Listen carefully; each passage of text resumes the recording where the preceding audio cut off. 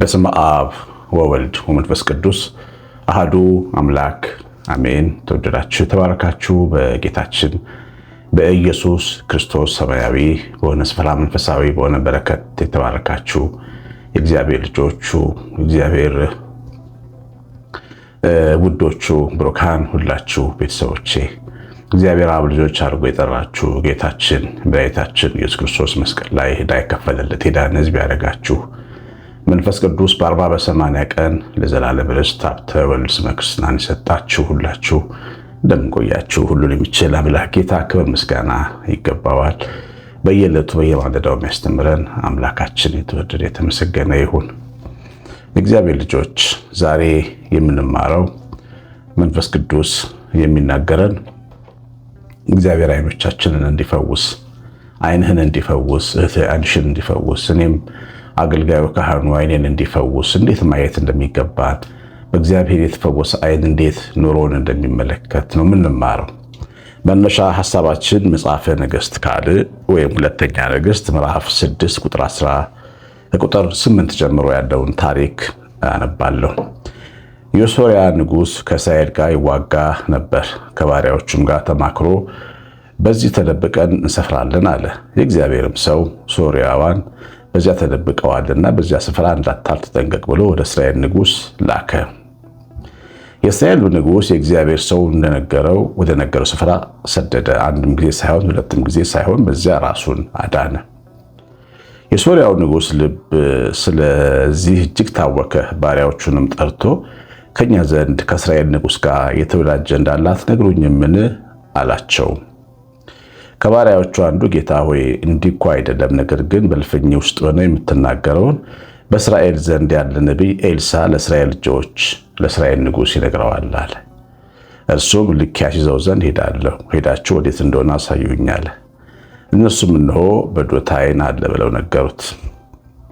ወደዚያም ፈረሶች፣ ሰረገሎች፣ እጅግም ጭፍራ ላከ።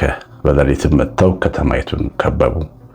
የእግዚአብሔር ሰው ሎሌ ማለዳ ተነስቶ በመጣ ጊዜ እነሆ በከተማይቱ ዙሪያ ጭፍራና ፈረሶች ሰረገሎችም ነበሩ። ሎሌውም ጌታዬ ሆይ ወዮ፣ ምን ልንሆን ነው አለ። እርሱም ከኛ ጋር ያሉት ከነሱ ጋር ካሉት ይበልጣሉና አትፍራ አለው። ኤልሳዕም አቤቱ ያይ ዘንድ ዓይኖችን እባክህ ግለጥ ብሎ ጸለየ። እግዚአብሔርም የብላቴናውን ወይም ደግሞ የኤልሳዕ ደቀ መዝሙር የጌያዝን ዓይኖች ገለጠ፣ አየም። እነሆም በኤልሳዕ ዙሪያ ያሉት የእሳት ፈረሶችና ሰረገሎች ተራራውን ሞልተውት ነበር። ወደ እርሱ በወረዱ ጊዜ ኤልሳዕ ይህ ሕዝብ ዕውር ታደርገው ዘንድ እለምንሃለሁ ብሎ ወደ እግዚአብሔር ጸለየ። ኤልሳዕም የተናገረውን ቃል እግዚአብሔር አደረገ። ትንሽ ሰፋ ያለ ነገር ያነበብኩላችሁ። በዚህ ታሪክ ውስጥ እንደምትሰሙት እንግዲህ የሶርያውን ንጉሥ በእስራኤል ላይ ጥቃት ሊከፍት ሲፈልግ የእግዚአብሔር ነቢይ ጉዳዩን እየተመለከተ ለእስራኤል ንጉሥ ሲነግር የነበረው ይሄ ታዋቂ ትልቅ ነቢይ ኤልሳዕ ነበርና ሁኔታውን ከሰማ በኋላ ኤልሳዕን ለማስያዝ ብዙ ጭፍራና ሰራዊት እንደላከና እግዚአብሔር ኤልሳዕን ለመጠበቅ ብዙ ሰራዊት የእሳት ሰረገሎች በዙሪያው እንዳሰፈረ፣ ይህንን ጉዳይ ግን ያልተረዳው የኤልሳዕ ደቀ መዝሙር ጌያዝ እንደነበረ ነው። ነገሩ ትኩረቱ የሚያተኩረው ከታሪኩ ጀርባ በጌያዝ ዓይኖች ላይ ነው። ጌያዝ የተባለው የኤልሳዕ ደቀ መዝሙር ነው። የሚያይበት መንገድ ግን እንደ ማንኛውም ሰው ስጋ ነበር። በስጋ ነው የሚያየው። ነገሮችን ሲሆኑ ያያቸዋል፣ ፍጻሜያቸውን አያይም። ተራራውን ያያል፣ ከተራራው ወዲያ ያለው ሜዳ አያይም። ጨለማ ይታየዋል፣ ከጨለማ በኋላ ያለው ንጋት አይታየውም። እንደዚህ አይነት ዓይኖች የነበሩት ሰውን ይመስላል ጌያዝ። እንግዲህ ስለ ዓይናችን ነው የምንነጋገረው እና በዚህ ታሪክ ውስጥ የተፈወሰ ዓይን የነበረው ሰው ጌያዝ ነው።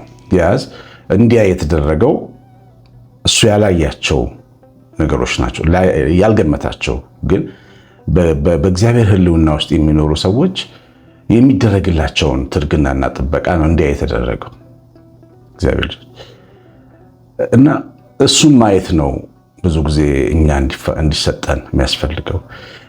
ከነሱ ጋር ካሉት ከኛ ጋር ያሉት እንደሚበልጡ ማየት መቻል ማለት ነው። ስንቶቻችን እንደዚህ እንደምናስብ አላቅም።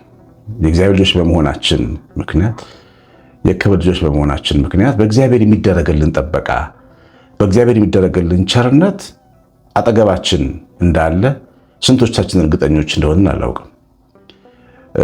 በሆነ አጋጣሚ በችግሮች በሁኔታዎች ውስጥ ወድቀን ስንነሳ ብቻ አይደለም ሊገባን የሚገባው። በየዕለቱ በየማይክሮ ሰከንዱ እግዚአብሔርና ቸርነቱ አጠገባችን እንዳሉ፣ ስራው አጠገባችን እንዳለ፣ ብዙ በጎ ነገሮች ዙሪያችን እንዳሉ፣ እኛ የተከበብነው በመልካም ነገሮች እንደሆነ፣ በብርሃን እንደሆነ፣ በከበሩ የአብን ፊት በሚያዩ ቅዱሳን መላእክት እንደሆነ የምታዩበት አይኖች አሏቸው የእግዚአብሔር ልጆች።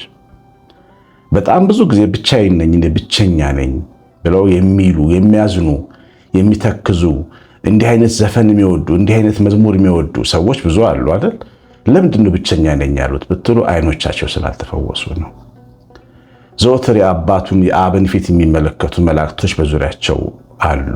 ጠዋትና ማታ ቤታቸው በመላእክት የተሞላ ነው። እነዚህ ሰዎች ግን ይህን ስለማያዩ ብቸኞች እንደሆኑ ይሰማቸዋል። ታይቶ እንደሚጠፋ እንፋሎት የሚከዳ ሰው አጠገባቸው ስላልቆመ ብቻቸውን ይሆኑ ይመስላቸዋል። ግን የማይከዱ እስከ መጨረሻ ድረስ አብረው የሚቆሙ በሰው መልካምነት የሚደሰቱ በደስታ የተሰበሰቡ አእላፋት መላእክት በዙሪያቸው አሉ። ሰዎች ይህንን መረዳት አለባቸው። ሰው ብቸኛ ሆኖ አያውቅም። ሰው ብቸኛ ሆኖ አያውቅም። አባቶቻችን በበረሃ ውስጥ በዴዘርት ውስጥ በዋሻ ውስጥ ይኖራሉ በምናኔ። በዓለም ዙሪያ በጣም ብዙ መናኞች አሉ። እነዚህ ሰዎች ብቻቸውን ነው የሚኖሩት። ሰው አይጋግርላቸው፣ ሰው አያበስልላቸው፣ ሰው አይፈትልላቸው። ግን ብቻቸውን የሚኖሩ እንዳይመስላችሁ ከቅዱሳን መላእክት ጋር ነው የሚኖሩት።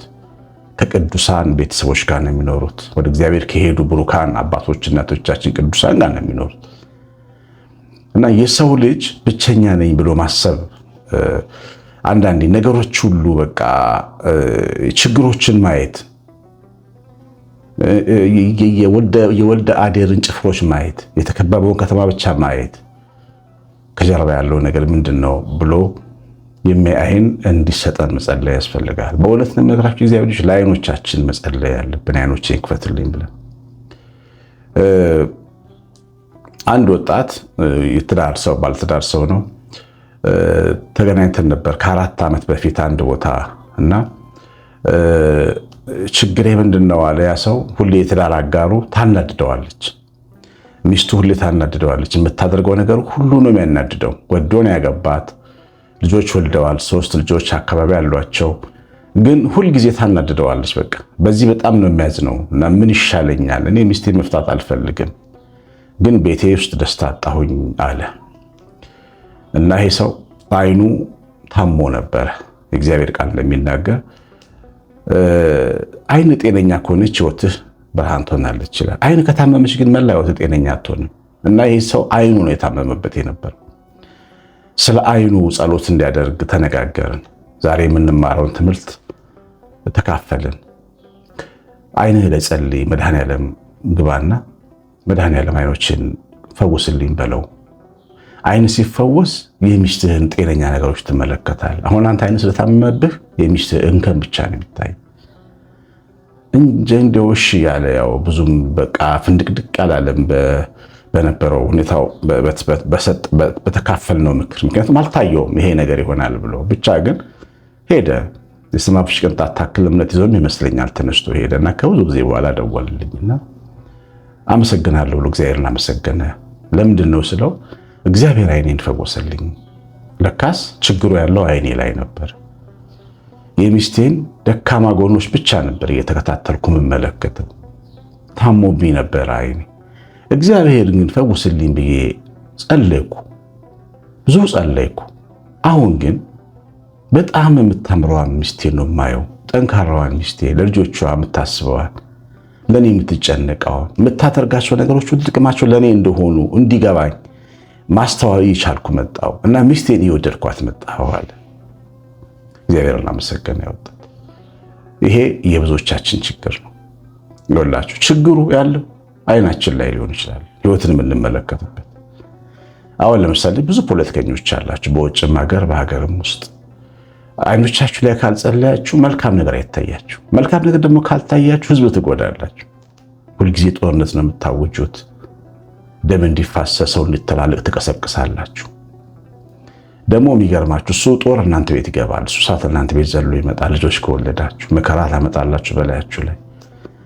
እንደ ፖለቲከኛም ለአይኑ መጸለይ ያለበት በቅን እንዲመለከት፣ ጥሩን ጥሩ እንዲል፣ የተሻለውን የተሻለ እንዲል፣ የእውነት ሀገሩን እንዲወድ። እኔ ዝም ብዬ ስመለከተው ሀገሩን የሚወድ ፖለቲከኛ ያለ አይመስለኝም። በውጭም በሀገርም ውስጥ ኢጎን የሚወድ ፖለቲከኛ ነው ያለ። ሀገርን፣ ወገንን፣ ድሃውን፣ ምስኪኑን፣ በጦርነት የሚያልቀውን የሚታረደውን ህዝብ የሚወድ ሰው በጣም ጥቂት ሆኖ ነው የማየው። ለምን መሰላችሁ? አይኖቻችን እየታመሙ ናቸው።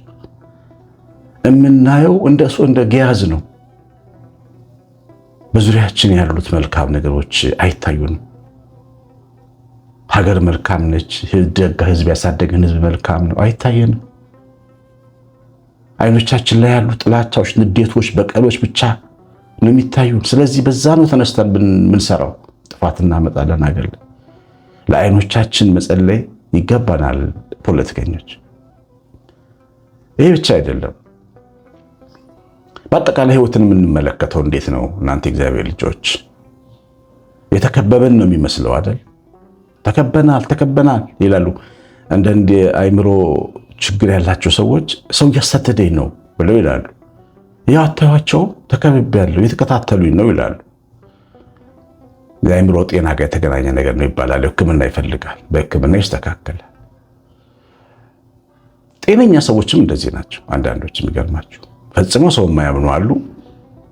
ኑሮ አጠቃላይ በጣም አስፈርቦ ነው የሚታያቸው። በፍርሃትም ብሎ የሚጨነቁ ሰዎች አሉ።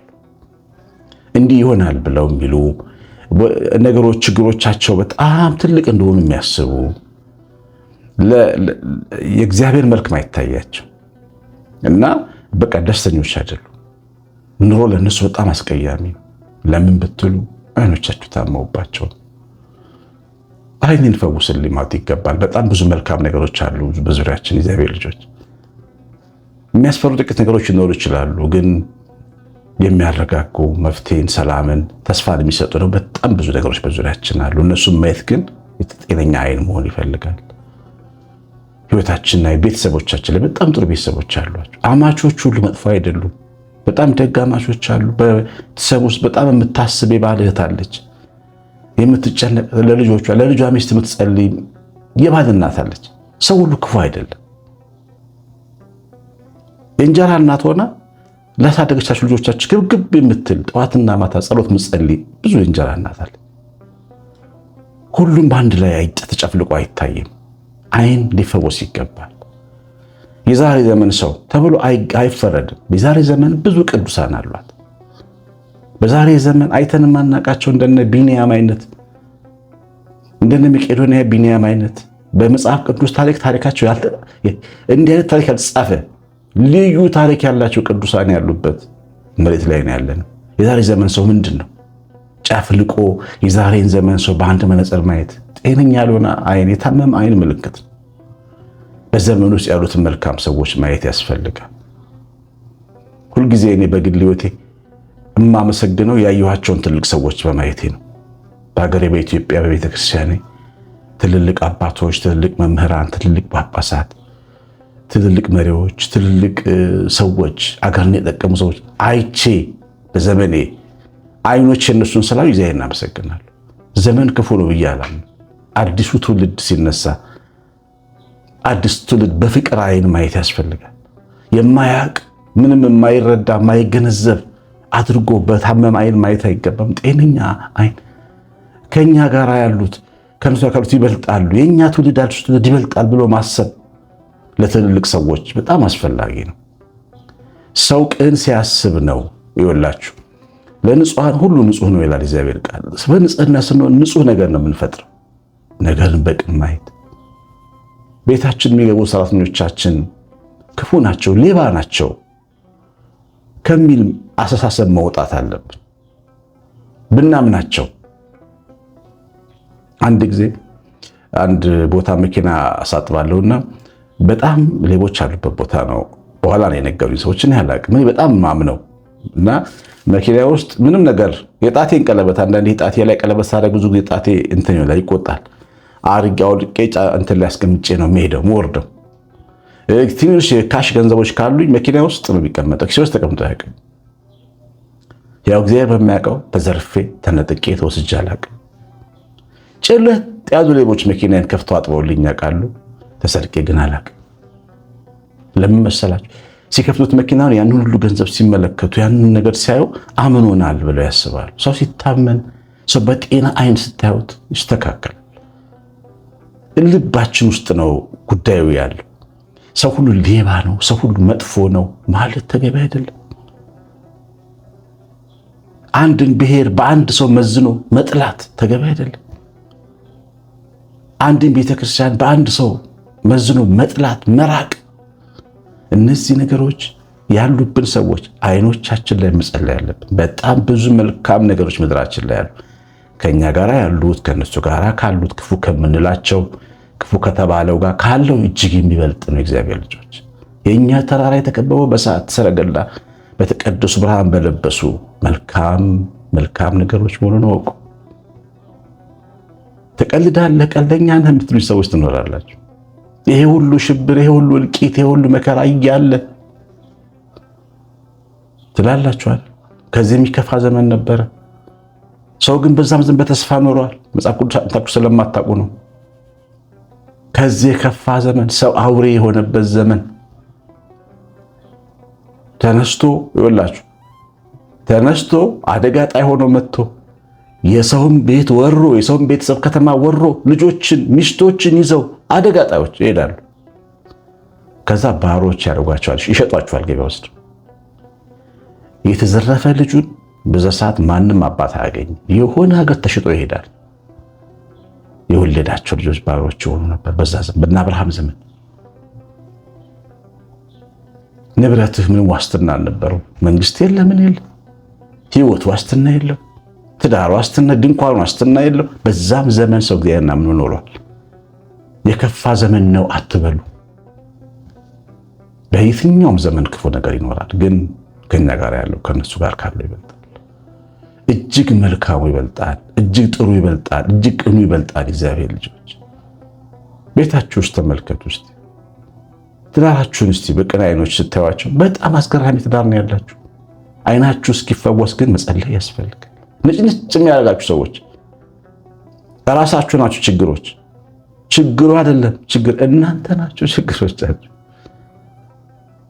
ቤቴ ችግር አለ፣ ኑሮዬ ችግር አለ፣ ቤተላዮች ችግር አለ የምትሉ ችግሩ ራሳችሁ ልትሆኑ ትችላላችሁ። አይኖቻችሁ ይሆናሉ። ይህ የተመረዘው ጭንቅላት በጥርጣሬ በንዴት ባውቃለሁ ባይነት እኔ ብቻ ትክክል ነኝ በሚል ስሜት የተገነባ ጭንቅላት ይሆናል ችግሩ። እግዚአብሔር በሰጣችሁ ገነታችሁ ትዳራችሁ ላይ ግን ብዙ መልካም ነገር አለ። አንድ ልጅ ሲያበሳጫችሁ ቤት ውስጥ ልጆቹ ሁሉ መጥፎ ናቸው ብሎ መረዳት ትውልድን መርገም ልክ አይደለም። የሚያበሳጫችሁ ልጅ ራሱ በጣም ብዙ ወርቅ አለው፣ ብዙ ወርቅ ባህሪ ያለው መልካም ነገሩን እያደነቁ ወደ ራስ ማምጣት ያስፈልጋል። ቆሻሻው ነገር ላይ ስናተኩር ግን እንደገያዝ ነው የምንሆነው። አለቀልኝ፣ ጠፋው፣ ቤት የፈረሰ፣ ልጆች የጠፉ፣ እንደዚህ ሆንኩ ስንል ነው የምንውለው። እጅግ መልካም ነገሮች ዙሪያችን አሉ። ግን እነሱን የሚያዩ አይኖች እግዚአብሔር እንዲሰጠን በአይኖቻችን ላይ መጸለይ ይገባል።